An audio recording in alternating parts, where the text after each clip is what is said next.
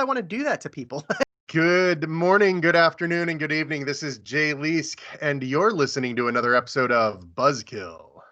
That's right, Jay. Thanks for the introduction there. Really appreciate it. My name's Hunter Willis. Love being here with Jay today, talking about the things that are not popular and easy to talk about when it comes to IT and organizations. And today we are going to be talking about success criteria / the definition of success when it comes to project implementations, rollout, and another good way to say it is like the adoption of services, maybe we'll say. Yeah, Jay? Yeah, absolutely. It's funny. I just did a webinar yesterday with one of the AvePoint partners, the Pate Group, and the marketing team handed Hi, Mark us. Reckley. Hi. Sorry, go ahead. Actually, I did it with Stephanie. It was okay. It was Hi, a lot of Stephanie fun. Donahue. Hi. But it was funny. Marketing, AvePoint marketing came to us and said, "What do you guys think of this synopsis? Here are these 4 tactics we'd love you to focus on." And Stephanie and I agreed to it. And then we finally sat down to build the presentation, and we're like, yeah, well, this is good. We'll talk about this. We'll use this customer case study as an example of, building off of, but we need to talk about like planning, and the 4 criteria didn't include planning. And like, as we started pushing it all together, it made me laugh. And the reason this is relevant is because marketing came to us and said, here are 4 technical things we want you to talk about. And the 2 IT pros went, great, but let's talk about planning first. Like, it totally fit this same thing is we're going to talk about the definition of success here. And from an IT perspective, the definition of success has a very straightforward, technical, quantifiable thing. And it doesn't work anymore. Like, you have to stop and go, wait, how do we know we actually succeeded in the end of all this? Right. So, Jay, why don't you talk a little bit about what that technical quantifiable thing used to be traditionally? Well, okay. So I actually come from a project management background. I'm a certified PMP. I did the, I looked I didn't know that. I looked at the triple constraints and understood that you had to deal with these different criteria to make sure your project was successful. And ultimately, the most often quantifiable metrics we looked at were budget, time, and and from an IT perspective, it's the same thing. Like, oh, we rolled out SharePoint 2007, and it cost us $100,000 to do it. And we budgeted $150,000, and we did it in 2 months, and we said it might take 3 months. And look at that, we're successful, and we're done, and we've rolled off. Hey yo! And that doesn't work anymore. Like, that doesn't mean it was successful. In fact, SharePoint 2007 has such a terrible reputation because that's exactly what IT organizations did. And the end users were like, well, this is a piece of crap. Here are all my files, and 17 levels of folders and subsites, and oh, I just shared a compensation plan. And it doesn't work. So what does work, right? The response is in our heads. Then what do we do? What do we do to be successful? And there's a lot of people that I'm sure have already reached this conclusion, right? Well, you need a better way and a better goal for your rollout than just, hey, we got it working. And so the immediate response is like, okay, well, our goals really are, number one, what's important to ID fundamentally. And then number 2, like, what is the role that this project or whatever we're trying to accomplish with IT fulfilling for the business? So is it working? Okay, maybe that's not the only goal, but that should be a goal, right? Like, so we're going to deploy it, install it. It's under budget and it works. So that's one thing, right?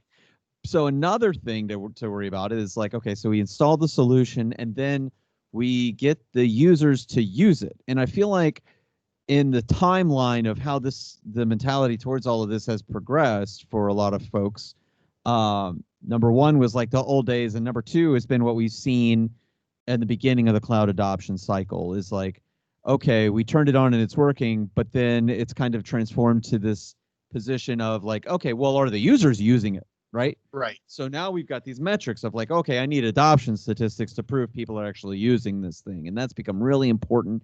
Okay, so I connected to Power BI and I've got my data exported and I can generate a spreadsheet and show it to a stakeholder and say, yeah, look, we installed it and people are using it. And they're like, oh, that's great. All right, that's fantastic. We've got this tool. People are using it, right? But then there's this third aspect of things. is it actually making the business more productive? Do Yeah. people know how to use it? Or are they logging on every day because we said you have to log on every day, right? Yep. So that's yet another thing that we need to add to this equation. So the kind of the conclusion that we came to as an overall statement that you can apply to any project, and of course, there's going to be specifics that you could add to this statement, but we installed it, people are using it, and they're becoming more productive because they're using it successfully, right? So yeah. Then the question now, after we kind of put that together, the question becomes, how do we quantify it? How can we prove this, right? Yeah. So let's step back for a second. I want to point this out. So we kind of created our own triple constraints. I mentioned the project manager triple constraints earlier without actually saying what they were for reasons. But like we've kind of created our own triple constraints here. So if we're talking about the definition of success, I posit that there are your traditional success criteria. It's installed. It met the cost and time constraints that we said we would meet. Great. Step one. The second piece of those constraints would be that people are actually using it. And then third, there's a value question. Are they getting value out of this? Is it making their job easier? So those are, I think, if we were to do a diagram and watch, there's going to be one like appearing right over my head after post-production. There's a diagram. It's got traditional success, user success, and value. So yeah, how do we do that, right? How do we sit there at the end and go, I get value out of this? Like that's an unquantifiable statement. Right. So we have to look at their current pace, like users' current pace of productivity. I think it's important to look at and these are just considerations that I'm throwing out there for this, right? Like their pace of productivity, the organization's pace of productivity, also pace of perceived productivity, right? Do people feel confident with it? Do they feel like they're doing a better job, right? Yeah. And again, do those things combine to bring actual value to the organization? Is the organization performing better because of it? And do the stakeholders, for instance, feel that it's providing value too? Okay. And so another reason that it's important to come up with these metrics and kind of the overall goal is that you're not just fulfilling your mission for the project yourself. You're also, this can be an enormous opportunity to prove your value to the organization, but you really need to do it, and you have to be successful in order for it to work, right? Which is okay, we're heading towards the right thing. So how then do we actually quantify these considerations that build the value that we're talking about then, right? Yeah, so I go back to and going back to that webinar I was talking about with Stephanie, I go back to the fact that you have to start with planning. You have to sit down and understand, why are we doing this? What is the goal for making this change? And if the only goal is because the license for product B is cheaper than the license for product A was, then you're going to have a hard time proving value. But if the goal is something else, like, storage costs in our own hardware is pretty high, so we'd like to go to the SaaS platform, which has cheaper storage options, or if the value is this is going to decrease the frustration that our users have with trying to access their content. Okay, now we have something we can work towards. How do we quantify their frustration? How do we, is it a regular survey? And honestly, it's not as silly as it sounds. Do we send a quarterly survey out starting right now and ask questions about usability of the product? And if we do, then we got to decide, how often are we going to do this? And you got to make sure that the questions you're asking are things you can quantify. The first time I started doing surveys for one of my customers as a consultant, I was reminded very clearly, open-ended questions are fantastic if you're trying to get quotes from people. But if you're trying to understand sentiment, you better make sure you are asking a question that is very specifically styled, and that you are giving yeses and nos, or 1s through 5s, and you're defining what those numbers mean. And then the other key part of that is, if you ask, are you frustrated finding files 1 through 5? Terrible question, but give me a moment. you better make sure that 6 months from now, when you send your second survey, you're asking the same question with the same scale, because otherwise, what are you comparing from quarter to quarter or survey to survey? And even, you know, in some cases, you might want to even explain what the scale is or do a training on the scale before you start to, you know, sending it out to people so that people can actually have an understanding of what they're looking at and why it's important, right? And this goes back to another thing. So we've touched on building a survey and the feedback loop and communication in previous episodes. And we've also touched on what I'm about to talk about here for a second. And that is the whole aspect of like communicating and making sure they're clear, and also training. Right. These are things that we touch on a lot in every single one of our episodes. We've also have touched on this concept of like a survey that's going out. But I think that it's important to reiterate, like the when we look at these feedback, like Jay just said, you do want to have it quantifiable, but you also have to keep in mind. I think what I'm trying to say is that I'm putting it. Is it obvious that I'm putting it together in my head as I'm talking? No, it's so okay. It's to say that it sounds so much better if you have, not only can you look at it and see, hey, you know, the numbers are increasing, but when you can go back to your stakeholders and say, well, 2 months ago, 4 out of 10 users in the organization said that this was like a very frustrating process, but now 60% of the organization gave us 5 stars, that it's better. Yeah. Right? Yeah, absolutely. That speaks so much louder to your organization and your team's capability to help out the organization, and it also proves your value and the value of the solutions that you're implementing, right? To everyone that's there. Now, it's interesting because both of our examples were traditionally unquantifiable, or they're metrics that require a person to what's the word I'm looking for? Their personal opinion. It's subjective. Thank you. It's not completely objective. And that comes back to, why are we doing this? So you want to define success for a platform. Let's say a rollout of Microsoft 365, off the Office 365, Teams, whatever. You want to justify 6 months from now the definition of success. You have to understand why you're doing it. So if you're doing it again for cost savings, then you need to figure out, okay, so I need to show a return on my investment. To do that, I need to know, how long does it take for somebody, and Hunter, you actually did this exercise for us on the governance side. How long does it take for somebody to do a particular action?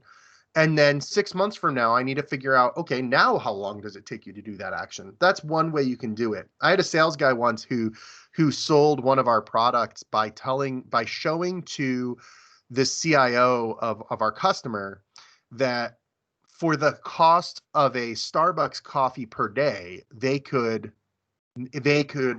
increase that would be their return on investment. For the cost of a Starbucks coffee a day, they would save X amount of time. Geez, that was poorly said. I got it. And so it comes back down to, why are we doing this? I'm trying to save money. Okay. If you're trying to save money, where are you bleeding? Where is the money going? Is it license costs? Okay. Is it inefficiency? I love that phrase. Software vendors love to talk to you about how they're going to increase efficiency. Okay. Let's talk about what tasks you're going to increase efficiency on, so we can quantify how much that task takes now and what it takes later. Microsoft did this with the My Analytics app. Their whole pitch on My Analytics was how much more productive people can become when they get suggestions about how they're working in their day and can actually like see those numbers. And they had, they would attach a number value to it. ServiceNow also has like a calculator about how much time you can save using their product by entering in the stuff, right? So like the other side to this though too, and again, something that we've touched on in so many episodes, that's so important. Users also need to understand why what you're doing is important to them. Yeah, with him. Because exactly. So, but it's please to say explain what that means. Don't just walk past it. Right. Oh, Jay sneezed again. You're telling a user, hey, is this thing doing X, Y, or Z better for you, right? Well, if I'm a user, I'm not really going to understand the context of that question unless I've been trained and unless I know the whole reason all this is happening. Why are we doing this implementation? right? From a user standpoint, why should I even care about this survey that's coming to me, right? Am I supposed to be more productive? Is it just a security tool? Is it supposed to be more secure? Am I just telling you that security is better somehow, right? Or am I supposed to feel better? I mean, there's a lot of apps out there for like HR stuff that are designed to like increase the morale of the organization or make employee feels more connected as an employee. Is that the point, right? So they're not going to understand that. And if you talk to 5 people about any one topic, you know that people are going to interpret anything that you send them in a lot of different ways. So again, back to this feedback loop and communication, it's really important to be concise, but also clear about the reasons why, and make sure that people are trained on how to do things in the right way. Yeah. So let's kind of rewind a little bit. So what are we talking about? For an IT organization to roll out technology, they have to be able to define success. Otherwise, year after year, you're just going to keep losing funds. You're going to keep having to cut back. You're going to keep having to do more with less. And you're not going to be, you're going to be in a position where many IT organizations are today, where they can't do what they need to be able to do. So to be able to grow, to be able to provide the value to your company, you need to stop and say, why are we doing something? So that goes back to the pause for planning conversation that Hunter and I have had time and time again.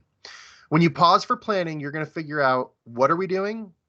Why are we doing it? What is success in the eyes of our sponsor, whoever the senior sponsor is of this project? What is success in the eyes of the end user, the people who are going to be using this tool, if there are, in fact, people going to be using this tool? I know there are some things that are behind the scenes. And once we've started to do that, now we start to build our entire program around those questions.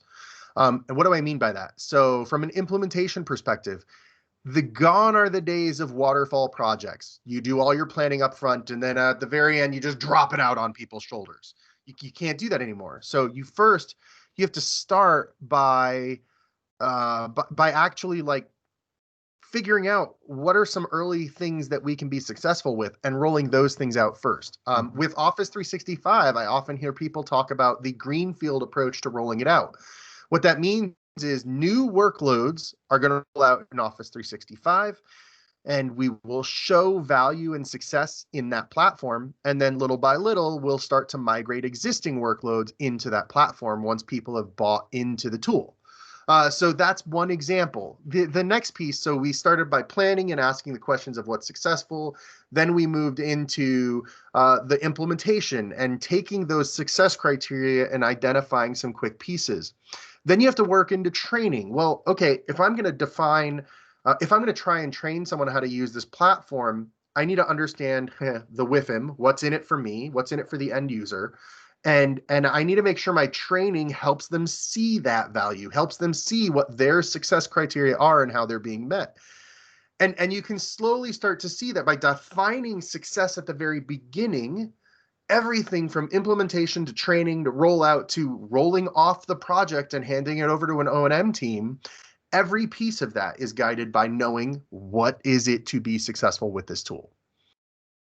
Yep. And if you can, Jay mentioned this earlier, and I talked a little bit about this too. It is pretty easy to, in some ways, to calculate your return on investment, right? But you got to understand what you're putting together in order for that to take place, right? As Jay mentioned earlier, are you looking at just the raw cost of software and savings when it comes to that over time?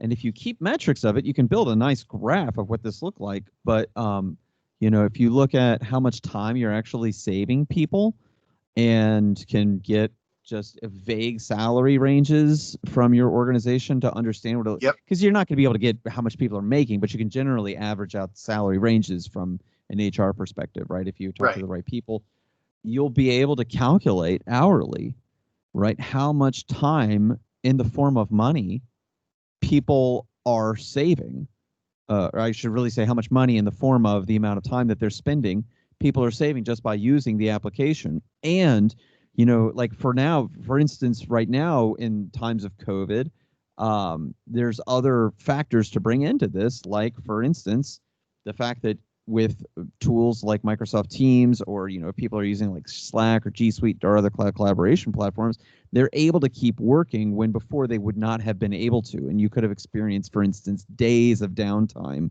while other solutions were getting rolled out. But if your organization had already done this, you know, those are other things that you could quantify.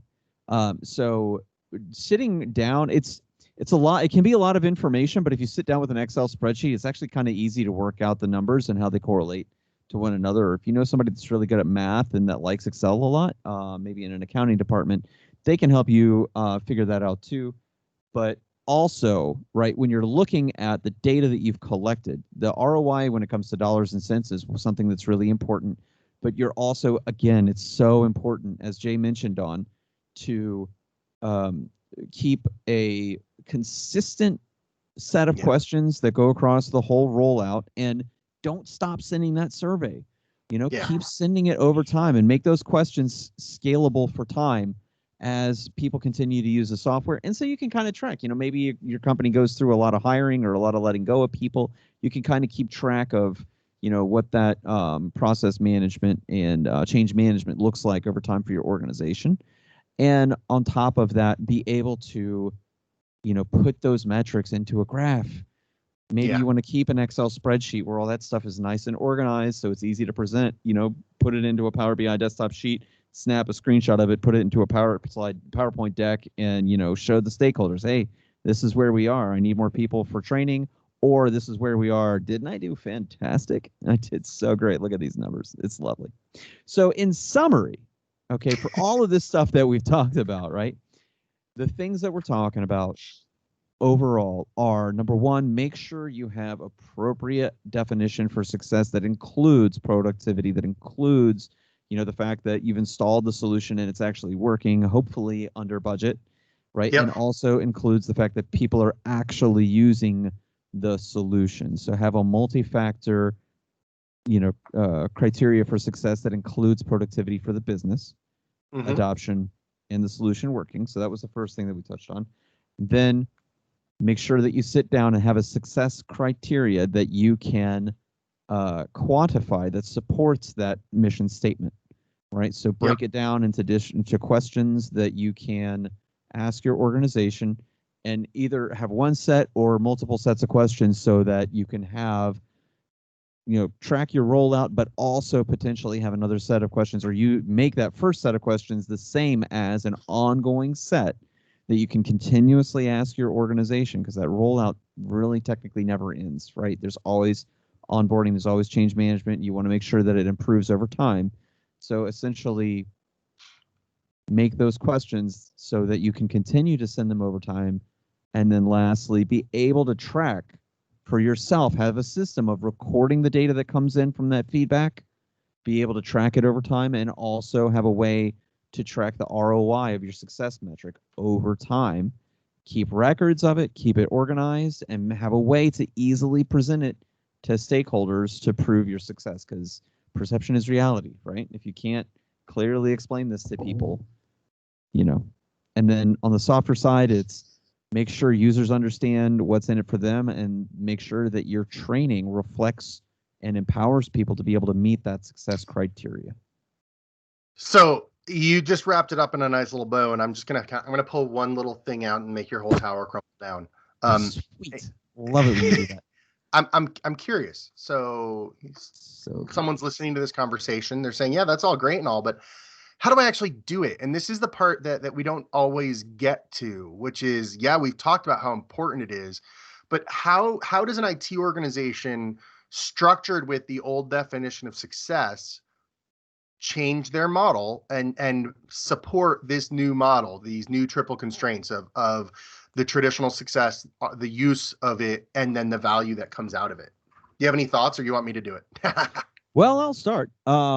You know, you need stakeholders on board first off, right? You need to get people to understand it. So if you're not a great communicator or don't feel like you are, get people to help with you, help you with it, right? Marketing teams are a great place to start with that. You know, get people's buy-in initially as well. Don't go in it alone. Don't go in it just from an IT perspective. everybody wants their software to be easier to use, right? You're not alone in that. And so get other people in the organization to help you out with this. And I think that especially when you're talking to stakeholders, the softer side of everything that we talked about is great, but I think that what they don't get a lot of times, and I think that the important thing to communicate when you're pitching this to stakeholders is how much money time costs, right? Frame things in the message of opportunity cost and make them understand the hours, and that hours add up to money. Make them understand the time and the pain that people are going through to try to get things done using existing tools or doing it the way that's not good. And make them understand that you can do this and it's been done in the past, and this is how we prove that it happens when the outcome is there. But last thing I'll mention before I turn it back over to Jay to address the same topic is make sure you're setting yourself up for success, right? Don't throw out metrics and don't set goals that you don't feel like you can realistically accomplish, right? Set real goals. You know your end users, right? Maybe start with baby steps. Maybe start with baby steps if you're trying to change some minds. Set some short-term goals. Maybe do minor changes in some processes with a new application or existing applications for subsets of users, and kind of show people, right? Here's what we did and here's how it got better. Now you touched on the one that really hit me too. Like the real piece I think many organizations are going to be missing right now. You touched on this, was if you don't feel like you're a good communicator, get yourself a good communicator. So that means reach outside of IT and find somebody who can help you to communicate what's going to happen. And what that's an example of, and I think I actually just put down for our next episode to do this, is if your IT organization is built around the traditional project success criteria, budget and time, then you need to consider how to restructure your IT organization. And I don't mean fire everybody and hire all new people, but look at your people and look at what skills they have outside of their, traditional dev or traditional testing or whatever, and see if they can stretch. Or yes, bring in somebody who can do some of the gaps that you have. Bring in a BA to start interviewing the end users. Bring in somebody for a short period of time to talk to leadership to understand, why did you make this decision? What are your strategic goals for the organization for the next 3 years? So I put down for next episode, Hunter, hopefully you'll buy into this, is let's do an episode on the modern IT organization. What does it take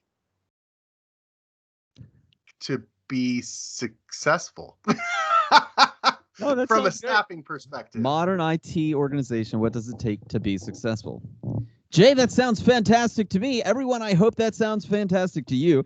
Thanks for listening today. We really appreciate it. My name's Hunter Whitlis. This is Jay Leask. You were listening to this is Jay Leask. Buzzkill. That's what I pointed at the screen. I didn't point at the camera, though. I should have done that. That's Jay Leask. You are you. I'm me. I'm glad we got that taken away. What a great communicator I am. This is a Buzzkill on the Spot podcast. If you have any comments or some examples of the things that we talked about today, please put them in the comments below. And if you disagree with us, don't be afraid to say so as well. And any of the points that we talked about today, we'd love to get some constructive feedback about this stuff, right? Anything that you've seen, or also strategies and maybe some examples of some surveys that you've done. Last thing I would say too, check out the Microsoft Service Adoption Specialist certification. There's a lot of information on there. It's free to take the course, read the course, get the information and the examples. They do have example surveys and stuff like that. It's not just for Microsoft stuff. It's for any adoption that you do. It's kind of tailored towards Microsoft Teams, but it really is a general outline of what to do for application rollouts. So thanks again for watching, Jay. So yeah, by now you're probably looking at the there's a thing on the top that says, hey, go look at the latest Buzzkill, and at the bottom, go look at This Week in Teams. And while you're doing that, don't forget to click the subscribe button on the bottom of the corner there. If you haven't already, and by all means, you're probably not even paying attention anymore. But thank you so much for a great conversation, Hunter, and I'll talk to you next time. Yeah, see you next time, Jay. Thanks for watching.